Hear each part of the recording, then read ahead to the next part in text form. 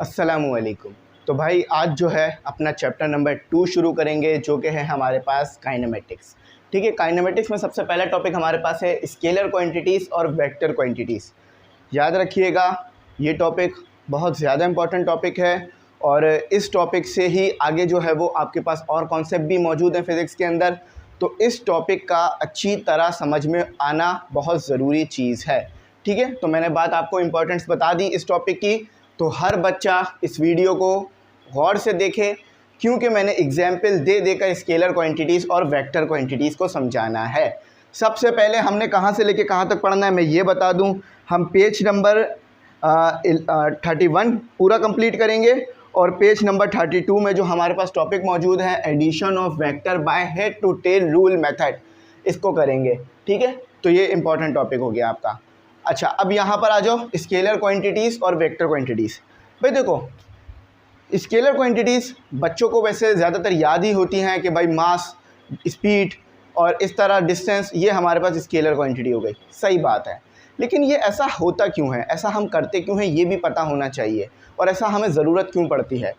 कुछ ऐसी physical quantities होती हैं जिनको बताने के लिए हमारे को डायरेक्शन की ज़रूरत होती है। अगर हमारे पास डायरेक्शन ना हो तो हम उन क्वांटिटीज़ को नहीं सही तरह से एक्सप्लेन कर सकते।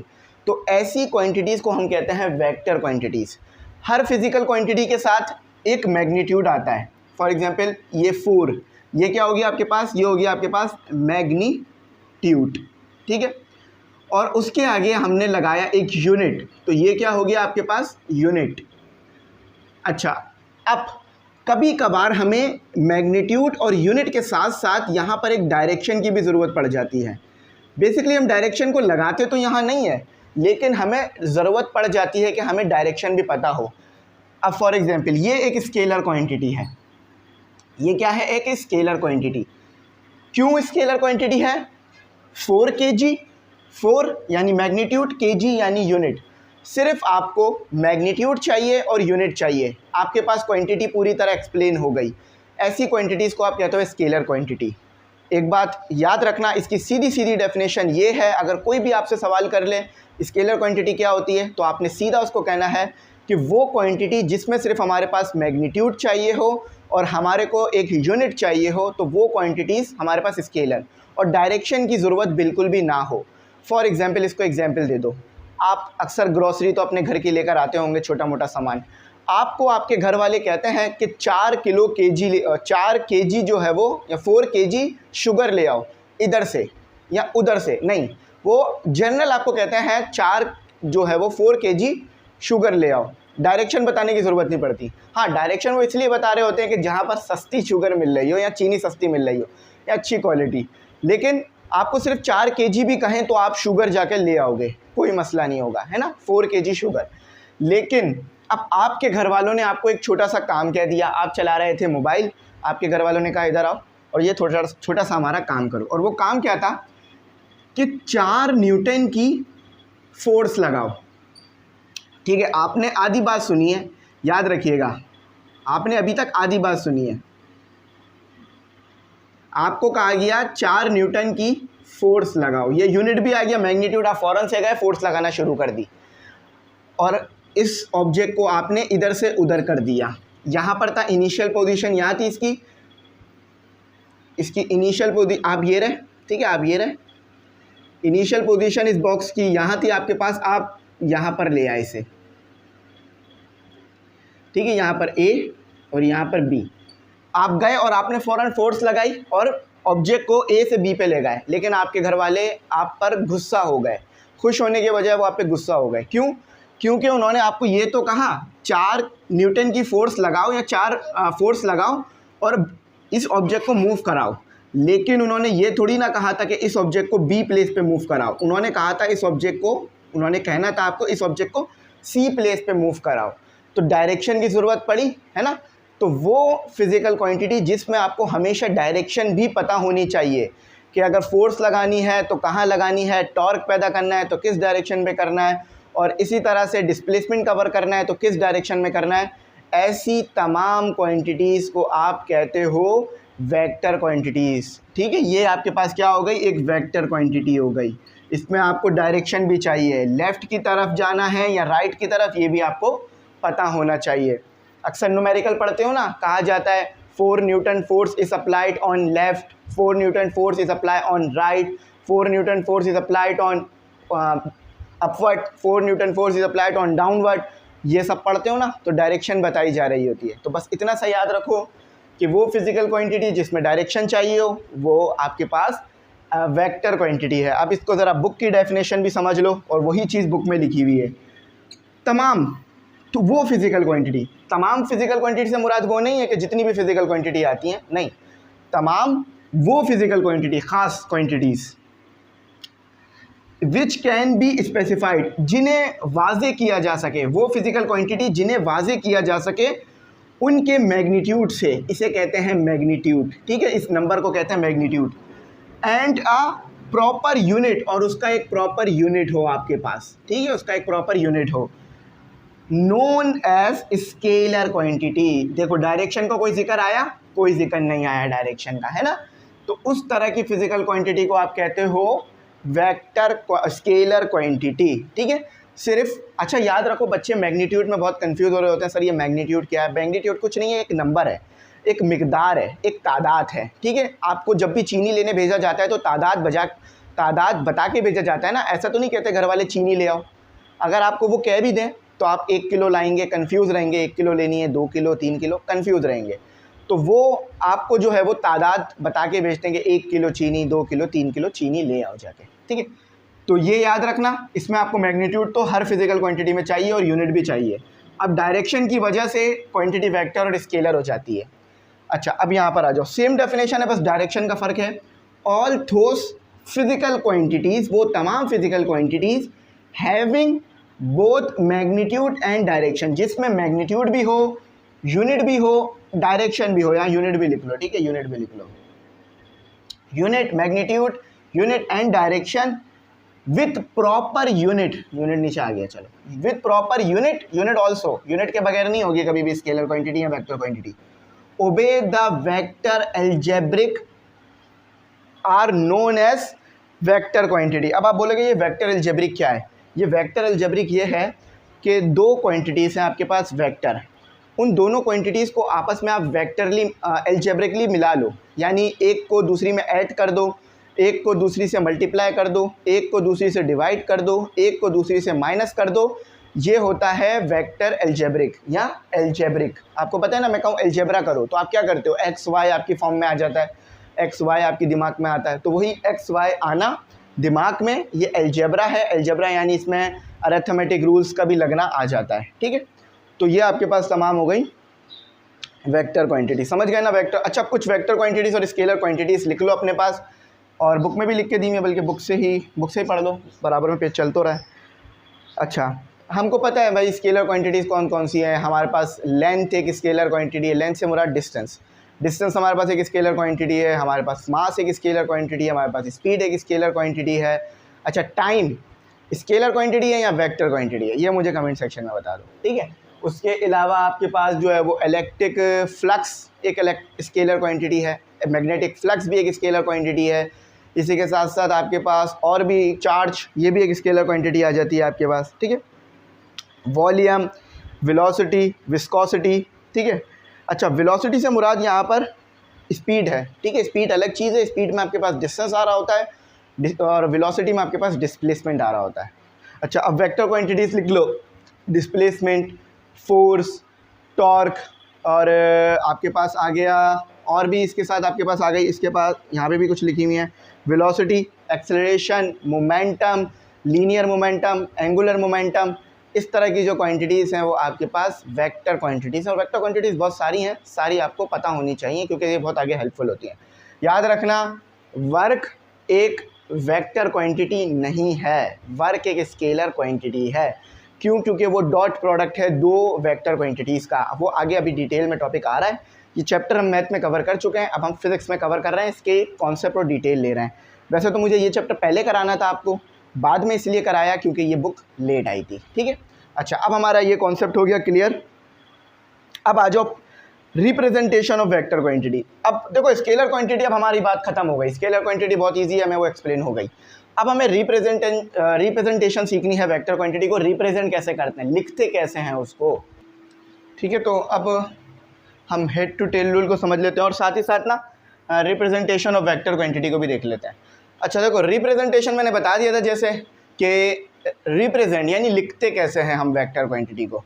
देखो, दो तरीके होते हैं वेक्टर क्वांटिटी को रिप्रेजेंट करने के, या लिखने के, या बताने के। अब वो सबसे पहला तरीका कौन सा है आपके पास, एनालिटिकल और सिंबॉलिक रिप्रेजेंटेशन, दूसरा है ग्राफिकल रिप्रेजेंटेशन। ठीक है, सबसे पहला तरीका देख लेते हैं कि एनालिटिकल और सिंबॉलिक रिप्रेजेंटेशन। फॉर एग्जांपल, आपने एक क्वांटिटी लिखी, ए क्वांटिटी है, कोई भी ए क्वांटिटी है, ये एक वेक्टर क्वांटिटी है, यानी इस क्वांटिटी को अगर डिफाइन करना है तो साथ ही साथ डायरेक्शन भी बतानी होगी, मैग्नीट्यूड और यूनिट भी बताना होगा। ठीक है, तो इस क्वांटिटी पे आपने ये एरो हेड लगा दिया, तो ये किस तरह की रिप्रेजेंटेशन हुई, ये हुई एनालिटिकल और सिंबॉलिकल रिप्रेजेंटेशन। आप चाहो तो एनालिटिकल रिप्रेजेंटेशन भी कह सकते हो या सिंबॉलिकल रिप्रेजेंटेशन भी इसे आप कह सकते हो। अच्छा, इसी तरह से आपके पास एक वेक्टर है बी, मैं कहूँ इस बी वेक्टर को लिख के दिखाओ पेपर पे, तो आप कैसे लिखोगे, सबसे पहले यहाँ लिख लो SYM, सैम बोलिक या सिंबॉलिकली रिप्रेजेंटेशन। ठीक है, रिप्रेजेंटेशन बड़ी ही इंपॉर्टेंट चीज़ है, याद रखिएगा, इसमें गलती नहीं होनी चाहिए। तो सिंबॉलिकल और एनालिटिकल रिप्रेजेंटेशन यहाँ पे लिख लो एनालिटिकल। ठीक है, ये लो एनालिटिकल भी मैंने उसी के नीचे आपके लिए लिख दिया कि आपके पास एक ए वेक्टर है, उसको आपने बताना है कि ये कोई वेक्टर क्वांटिटी है। मैंने कहा ये ए जो है ना, ये एक वेक्टर क्वांटिटी है, तो आप क्या करोगे, इसके ऊपर एक एरो हेड लगा दोगे, हम लोग पढ़ चुके हैं इसे मैथ में अच्छी तरह से। और फिर अगर मैं बोलूँ ये बी एक स्केलर क्वांटिटी है, तो आप इस पर कोई एरो हेड नहीं लगाओगे, कुछ नहीं लगाओगे, इसे ऐसे ही लिख दोगे। मैं कहूँ ये सी एक वेक्टर क्वांटिटी है, तो आप इस पर क्या करोगे, एरो हेड लगा दोगे। अब कमेंट सेक्शन में मुझे इसका जवाब दो कि ये डी एक स्केलर क्वांटिटी है और ई एक वेक्टर क्वांटिटी है, इसको कैसे आप रिप्रेजेंट करोगे। ठीक है, इन दोनों को कमेंट सेक्शन में बताओ। डी आपके पास क्या है, एक स्केलर क्वांटिटी है, और ई क्या है, एक वेक्टर क्वांटिटी है। ठीक है, अब इसको आप रिप्रेजेंट करके बताओ। अच्छा, अब ग्राफ की बात कर लो, graphical representation.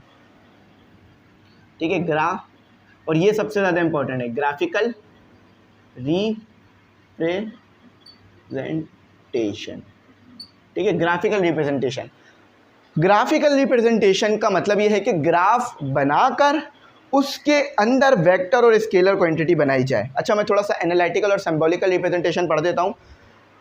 In analytical method vector are denoted by a letter with arrow और बोल्ड लेटर सच एज। अच्छा, एरो भी लगा सकते हो, जैसे मैंने ऊपर एरो लगा दिया, आप चाहो तो इसे बोल्ड करके भी लिख सकते हो, यानी ब्लैक से या अलग पेन से। ठीक है, लेकिन सबसे अच्छा ये रहेगा कि आप एरो हेड लगाओ उसके ऊपर। ठीक है, एरो लगाओ। अच्छा, इसका मुझे कमेंट सेक्शन में जवाब चाहिए आप लोगों से कि डी स्केलर क्वांटिटी है, ई स्केलर वेक्टर क्वांटिटी है, तो इन्हें कैसे रिप्रेजेंट करोगे। ठीक है, अच्छा, अब ग्राफिकल रिप्रेजेंटेशन देखो क्या है। ग्राफिकल रिप्रेजेंटेशन आपके पास ये है कि आप उसको ड्रॉ करो ग्राफ में, या सिंपली वेक्टर को ड्रॉ करके बताओ। अब कैसे, ये आपके पास एक मैंने लाइन बनाई, ठीक है, ये लाइन, और ये लाइन किसकी है, ये लाइन आपके पास है किसी भी चीज़ की हो सकती है, फोर्स की। ग्राफिकल रिप्रेजेंटेशन है, याद रखना, इसको थोड़ा समझना। यहाँ से लेकर यहाँ तक जो इसकी लेंथ बनेगी ना, वो इसका मैग्नीट्यूड होगा। इसका क्या होगा, मैग्नीट्यूड होगा इसका। ठीक है, ये इसकी होगी टेल, दुम, और जहाँ पर ये ख़त्म होगा वेक्टर वो होगी हेड। और ये इसकी डायरेक्शन कैसे पता चलेगी, जहाँ एरो का मुंह होगा, डायरेक्शन। ठीक है, ये ग्राफिकल रिप्रेजेंटेशन है।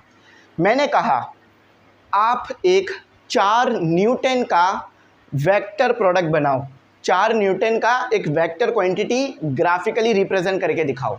मैंने आपको ये सवाल कहा कि 4 न्यूटन की एक वेक्टर क्वांटिटी ग्राफ में बना के दिखाओ, तो आप क्या करोगे, आप स्केल उठाओगे और आप ये बताओगे कि 1 सेंटीमीटर जो है वो 1 न्यूटन के बराबर है, ठीक है। 1 सेंटीमीटर जो है वो 1 न्यूटन के बराबर है, और 4 सेंटीमीटर की लाइन खींच दोगे। अगर मीटर में स्केल है तो मीटर में खींच दोगे, वैसे मीटर में तो नहीं होते स्केल, सेंटीमीटर में ही होता है, तो इसलिए सेंटीमीटर की बात कर रहा है, ठीक है। तो 4 सेंटीमीटर की एक लाइन ड्रॉ कर दोगे, तो ये क्या बन गया आपके पास, ग्राफिकल रिप्रेजेंटेशन हो गई। यानी आपने एक लाइन बनाई, उस लाइन की जो लेंथ है, जितनी उस लाइन की लेंथ आ रही होगी उतनी ही उस वेक्टर की मैग्नीट्यूड होगी। समझ गए बात। अब मैं कहता हूँ इस लेंथ की जो वैल्यू है, यानी जो ये लाइन बनाई है, इस लाइन की जो वैल्यू है वो आपके पास 6 सेंटीमीटर है। तो मुझे बताओ ये कितने न्यूटन की फोर्स हुई, ये मुझे कमेंट सेक्शन में बताओ। चलो यहाँ पे मैं बता देता हूँ, ये 6 का ही हुआ, ठीक है। अब मेरे पास एक 5.5 सेंटीमीटर का एक लेंथ है, ठीक है, और वो सीधे हाथ की तरफ है। मुझे ज़रा बताओ कितने न्यूटन की ये फोर्स हुई। याद रखना, इसकी जो लेंथ है वो हमेशा आपके पास मैग्नीट्यूड देगी, इसकी जो टेल है वो स्टार्टिंग पॉइंट बताएगी, इसकी जो हेड है वो एंडिंग पॉइंट बताएगी। ये क्या है, स्टार्टिंग पॉइंट, स्टार्टिंग पॉइंट है ये आपके पास, इसको अपने पास एज इट इज बनाना। हेड क्या है आपके पास, एंडिंग पॉइंट है आपके पास, एंड पॉइंट लिख दिया मैंने, एंड पॉइंट लिख लो, कोई मसला नहीं है, एंडिंग पॉइंट एंड पॉइंट एक ही बात है, ठीक है। हेड है आपके पास एंडिंग पॉइंट, टेल है आपके पास स्टार्टिंग पॉइंट, और उसकी टोटल लेंथ उसका मैग्नीट्यूड है। और फिर बोल रहा हूँ मैग्नीट्यूड में आप कंफ्यूज होते हो, मैग्नीट्यूड कुछ नहीं है, मैग्नीट्यूड बस एक नंबर है, ठीक है। अब आ जाओ ग्राफ एडिशन ऑफ वेक्टर। अब आपके पास एक नहीं, एक से ज़्यादा वेक्टर हैं, तो अब आप क्या काम करोगे उसको देखो ज़रा। अच्छा, अब इस टॉपिक को जल्दी से कवर कर लेते हैं, addition of vector by head to tail rule. अच्छा, इसमें कुछ नहीं करना, आपके पास मैंने 2 वेक्टर दे दिए हैं। एक वेक्टर है आपके पास ए और ये फोर्स है, ठीक है, फोर्स है। ये वेक्टर है बी और ये भी फोर्स है, ये फोर्स 1 है, ये फोर्स 2 है। अब देखो, फोर्स 1 और फोर्स 2 एक ही ऑब्जेक्ट पे लगे तो एक टोटल फोर्स होगी ना, तो उस फोर्स को आप कैसे निकाल सकते हो, उस फोर्स को आप इन दोनों वेक्टर को ऐड करके निकाल सकते हो। अच्छा, इस ऐड करने के तरीके को आप क्या कहते हो, addition of vector by head to tail rule. अब देखो, आपको हेड और टेल का मतलब तो पता है, ये इसकी टेल है टी, ये इसका हेड है, ये भी इसकी टेल है, ये इसका हेड है, ठीक है। एक वेक्टर की हेड को दूसरे वेक्टर की टेल पे रख दोगे, या एक वेक्टर की टेल को दूसरे वेक्टर की हेड पे रख दोगे, एक ही बात है। तो इससे आपके पास एक रिजल्टेंट बनेगा, उसी को आप कहते हो एडिशन ऑफ वेक्टर, यानी एक वेक्टर को दूसरे वेक्टर में ग्राफिकली ऐड कर देना। अब देखो, ग्राफिकली ऐड करोगे कैसे, ये आपके पास एक वेक्टर आया, ये आपके पास एक ग्राफ आया, इस ग्राफ में ये ईस्ट है, इंडिया की तरफ है, ये नॉर्थ है, ये वेस्ट है और ये साउथ है। समझ लो, अगर पाकिस्तान से समझ रहे हो तो समझ लो ये इंडिया की साइड है, ये चाइना की साइड है, ये अमेरिका की साइड है, और ये समंदर पाकिस्तान का जो बहर अरब है ये उसकी साइड है, ठीक है। और यहाँ पर हमारा ओरिजिन आ रहा है, ओरिजिन यानी यहाँ पर हर चीज़ की वैल्यू 0 होगी, पहले वेक्टर की वैल्यू भी 0 होगी, दूसरे वेक्टर की वैल्यू भी 0 होगी, ठीक है। अब मैं आपके पास वेक्टर बनाता हूँ।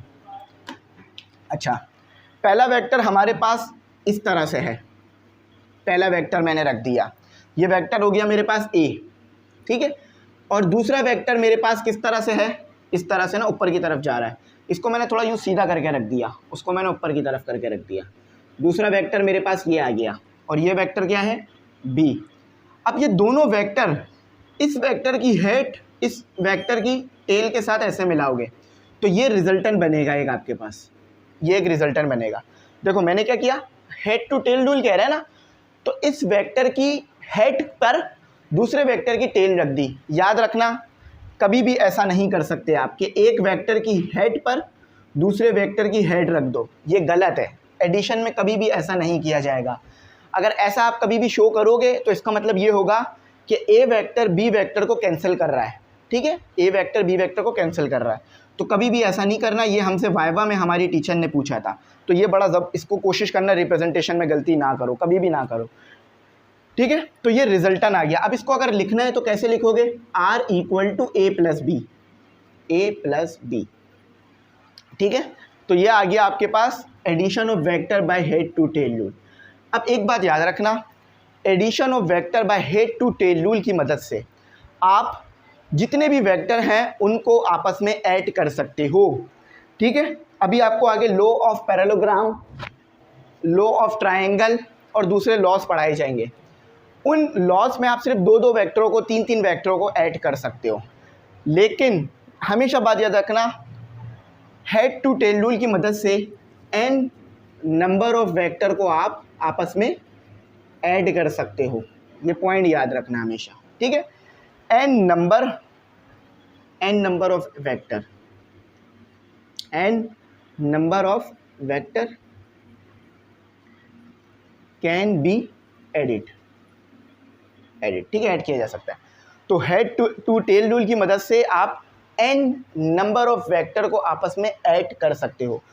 अब फॉर एग्जांपल एक और एग्जांपल ले लो, यहाँ पर छोटी सी एग्जांपल दे रहा हूँ बस आपको।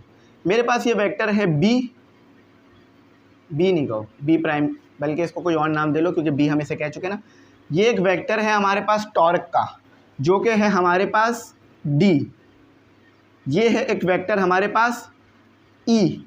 अब इन दोनों को मैं कहता हूँ ऐड करो, तो d पहले आता है तो पहले d वेक्टर रख लो, फिर e वेक्टर को ले आओ और फिर इन दोनों को आपस में मिला दो।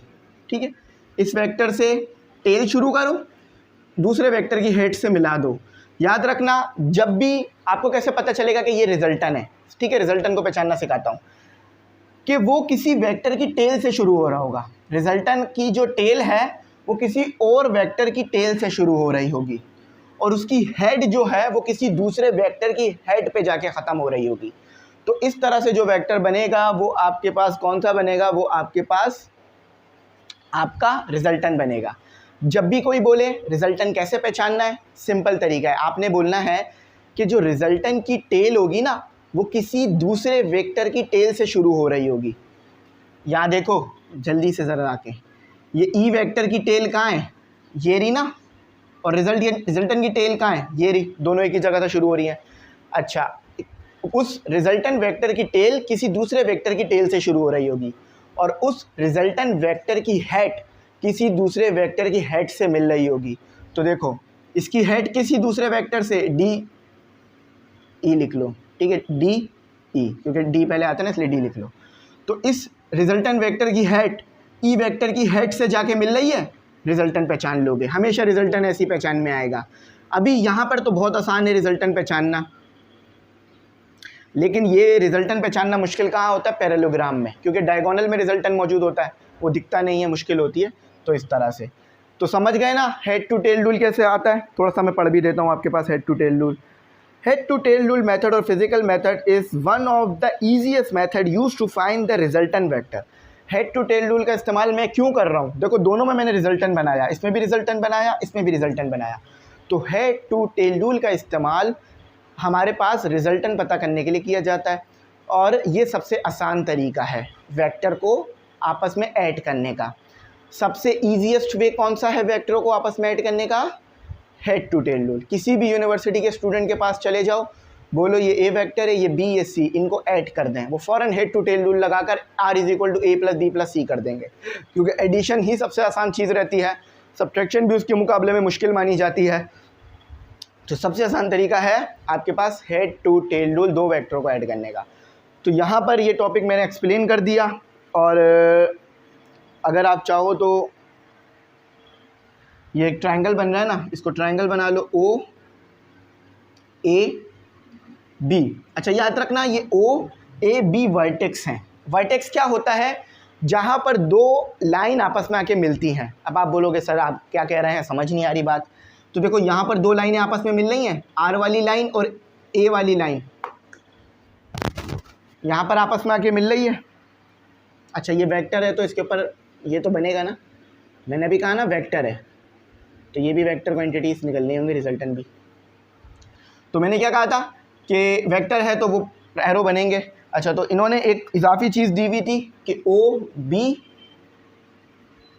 और ओ बी, हाँ, equal to O A plus A B, ये लिख लेना अपने पास, ठीक है, ये लिख लेना।